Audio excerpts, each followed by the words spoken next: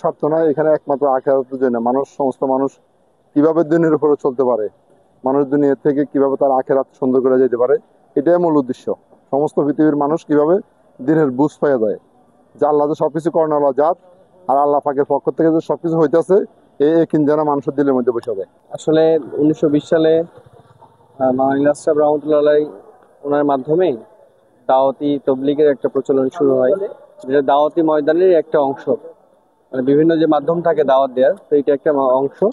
তো এইখানে মানুষ তার আখলাকের পরিবর্তন, আহ তারপরে হচ্ছে নিজেকে কিভাবে আল্লাহমুখী হওয়া যায়, আল্লাহর নৈকট্য লাভ করা যায়, বিভিন্ন এবং রাসূল সাল্লাল্লাহু আলাইহি ওয়াসাল্লামের যে সুন্নত, সেই সুন্নতগুলো কিভাবে প্র্যাকটিক্যালি হচ্ছে আদায় করা যায়, সেটারই একটা হচ্ছে আহ, বলতে পারেন যে প্রতি বছর ইজতেমার আগে, বিশেষ করে এই যে বর্তমানে এখন আজকে থেকে যে শুরু হয়েছে 28 তারিখে, এটা পুরোনো সাথীদের জোট। তবলিগে যারা একাধারে 120 দিন সফরের সময় লাগায়, ওনাদেরকে তিন চিল্লা সাথী বলে।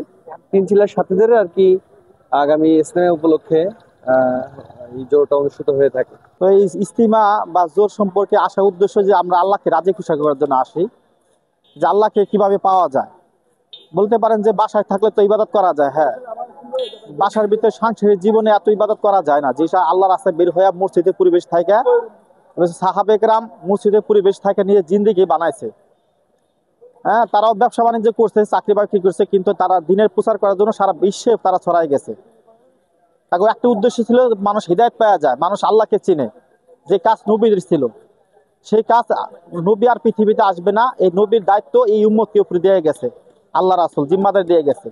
এই জিম্মাদারি পালন করার জন্য আমরা সারা বিশ্বে সফর করি, 3 চেলা লাগাই, 1 চেলা লাগাই, হ্যাঁ, বিদেশ সফর করি। যে প্রত্যেকটা মানুষ কিভাবে হিদায়ত পাওয়া যায়, আল্লাহকে পাওয়া যায়, নিজে কিভাবে আল্লাহকে পাওয়া যায়, নিজে কিভাবে আমরা জাহান্নামতে বাঁচতে পারি, আমার ভাই কিভাবে সেও জাহান্নামতে বাঁচতে পারে, এই জন্য ফিকির করার জন্য আমরা আল্লাহ রাস্তায় বের হই।